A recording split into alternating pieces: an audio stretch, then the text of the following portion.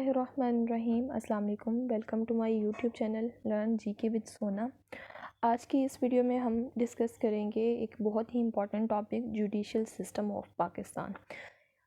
आज की इस वीडियो में ये टॉपिक डिस्कस करने से आपके जितने भी कॉम्पिटिटिव एग्ज़ाम हैं उनमें एक मेजर एरिया आपका कवर होने जा रहा है, जो कि पाकिस्तान स्टडीज़ के अंदर भी डिस्कस होता है और पॉलिटिकल साइंस के अंदर भी ये टॉपिक डिस्कस होता है। तो कम्पिटिटिव एग्ज़ाम की बेस भी है ये टॉपिक, ठीक है। तो आज के टॉपिक को बगैर हम डिले किए स्टार्ट करते हैं। जुडिशल सिस्टम ऑफ पाकिस्तान में डिस्कस करने से पहले मैं आपको ये बता दूं कि जुडिशल सिस्टम किस चीज़ से डील करता है। तो उर्दू में इसके लिए टर्म यूज़ होती है अदलिया, ठीक है। तो अदालत के जितने भी निज़ाम हैं या फिर कोर्ट से मुतल्लिक जितने भी निज़ाम हैं या अदल व इंसाफ कायम रखने जो होता है मुल्क में, वो सारा काम जुडिशल सिस्टम के अंडर होता है। इसके लिए मुल्क में डिफरेंट कोर्ट्स तो काम कर ही रही हैं, लेकिन एक और इदारा भी काम कर रहा है और बाकी भी डिफरेंट लेवल पे डिफरेंट किस्म की के इदारे इस सिस्टम में अपना रोल प्ले कर रहे हैं। तो सबसे पहले हम डिस्कस करते हैं सुप्रीम जुडिशल काउंसिल। इसमें बहुत ही रेलेवेंट मैंने टॉपिक्स को इंक्लूड किया है, वो ही पॉइंट्स ऐड किए हैं जो कि पेपर के पॉइंट ऑफ व्यू से इम्पॉर्टेंट है। तो सुप्रीम जुडिशल काउंसिल हमारे पास पहला इदारा आता है। इसका क्या पर्पज़ है? हियर मिसकंडक्ट केसेस ऑफ जजेस। जजेस ने अगर जजेस के खिलाफ केसेस हैं तो उनको इनकी हियरिंग करना किसका ज़िम्मा है? सुप्रीम जुडिशल काउंसिल को, जिसे SJC भी कहते हैं। इसके मेंबर्स की तादाद 5 है। कौन कौन से मेंबर्स इसमें शामिल होते हैं? एक चीफ जस्टिस शामिल होता है, chief justice of Pakistan. 2 senior जजेस शामिल होते हैं सुप्रीम कोर्ट ऑफ पाकिस्तान के, और 2 ही सीनियर जजेस शामिल होते हैं प्रोविंशियल हाई कोर्ट्स के। अब इसका जो फेमस केस है वो इफ्तिखार मोहम्मद चौधरी वाला केस है।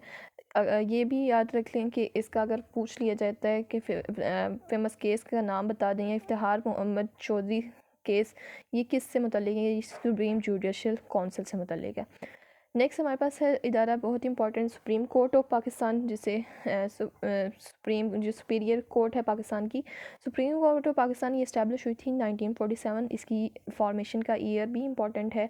इसका ओल्ड नेम अक्सर पेपर में पूछा गया, फेडरल कोर्ट ऑफ पाकिस्तान इसे कहा जाता था, या फेडरल कोर्ट कहा जाता था।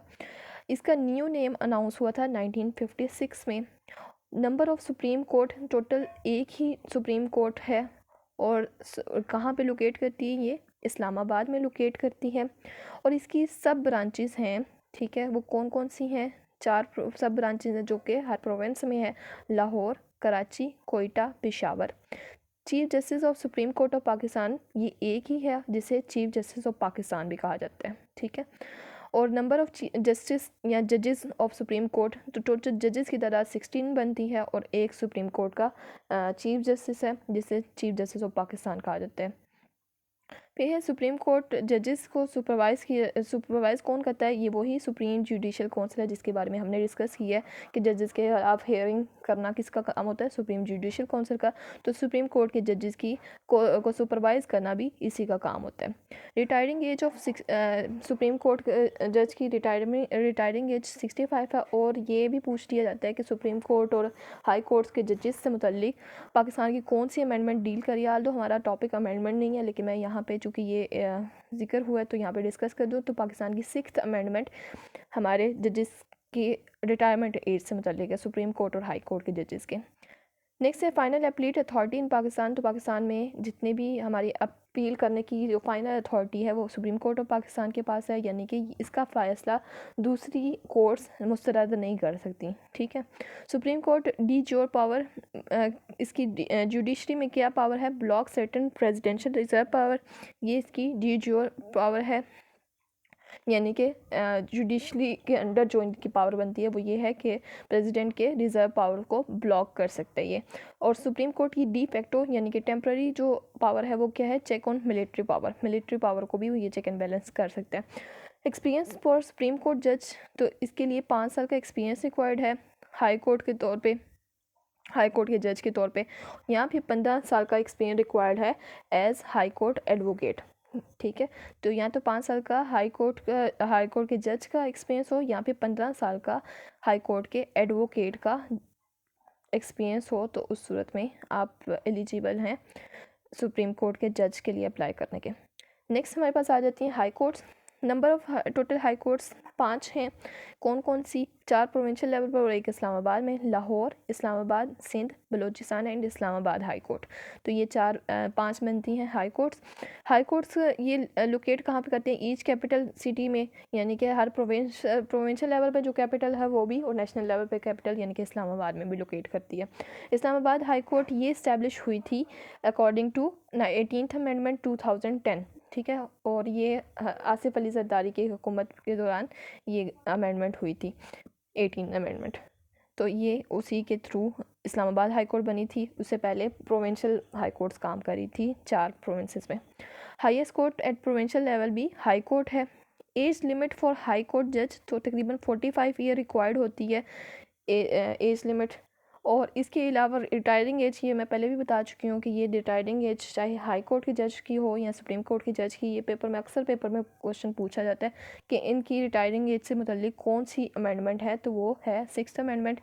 इसके मुताबिक हाई कोर्ट की जज की रिटायरिंग एज 62 है, जबकि इसके साथ ही आपने याद कर लेना है कि सुप्रीम कोर्ट के जज की रिटायरिंग एज 65 है। अक्सर पेपर में ये कन्फ्यूजन हो जाती है कि कुछ लोग 65 और 62 में कन्फ्यूज हो जाते हैं। तो आपने ये याद रखना है सुपीरियर कोर्ट कौन सी है? Supreme court of Pakistan. तो सुप्रीम कोर्ट ऑफ पाकिस्तान की रिटायरिंग एज 65 है, यानी कि ज़्यादा ड्यूरेशन है।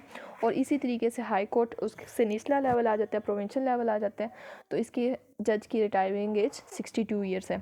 एक्सपीरियंस फॉर हाई कोर्ट जज, कितना एक्सपीरियंस रिक्वायर्ड होता है? जो 10 ईयर हाई कोर्ट एडवोकेट के तौर पे एक्सपीरियंस रिक्वायर्ड होता है, या फिर 3 ईयर डिस्ट्रिक्ट कोर्ट जज के तौर पे एक्सपीरियंस रिक्वायर्ड होता है।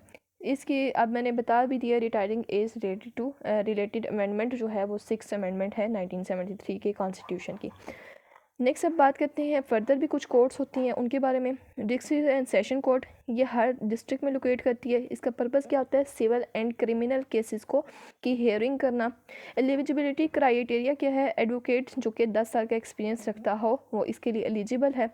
नेक्स्ट नंबर पे आती है फेडरल शरीयत court.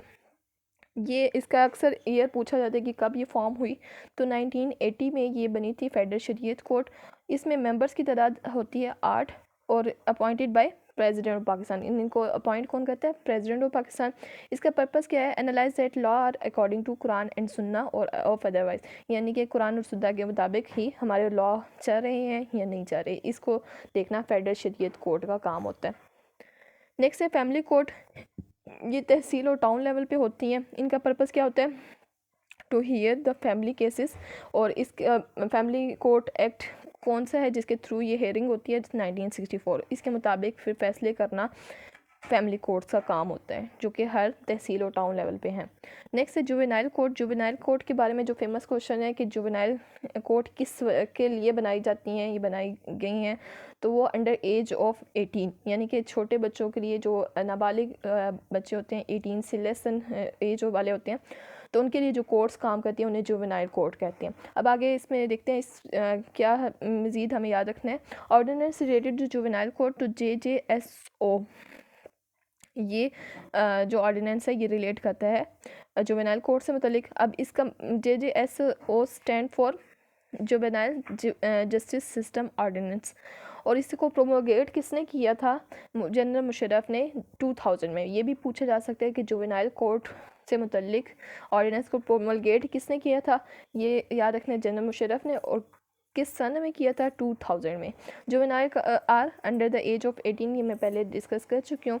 No juvenile court has yet been establish. Although इसके बारे में पेपर में अक्सर पूछा जाता है, स्टिल अभी तक हमारे पाकिस्तान में कोई जुवेनाइल कोर्ट वर्किंग में नहीं है, ठीक है, ये इस्टेब्लिश नहीं हुई।